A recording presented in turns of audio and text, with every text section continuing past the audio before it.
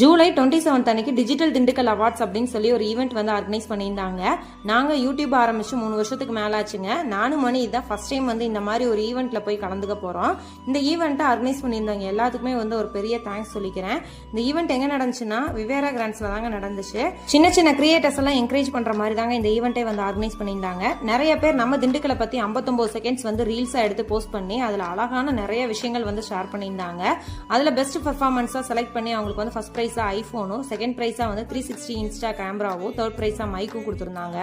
Content creator நிறைய பேர்த்த encourage பண்ற மாதிரி சில அவார்ட்ஸும் வந்து கொடுத்திருந்தாங்க. பெரிய பெரிய இன்ஃபுளுசர்லாம் வந்திருந்தாங்க. அவங்க வந்து கடந்து வந்த பாதைகள்லாம் வந்து ஷேர் பண்ணியிருந்தாங்க. ஸோ கேட்கலே ரொம்ப ஹாப்பியா இருந்துச்சு. ராஜத்தையும் வந்து அதில் ஸ்பீச் பண்ணியிருந்தாங்க.